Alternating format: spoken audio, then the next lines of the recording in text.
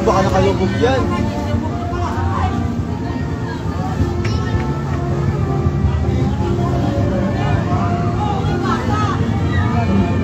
Napapanik yung nanay. Kinikilabutan ako. Hindi, ayun, nakita kayo ulit. Napapanik yung nanay.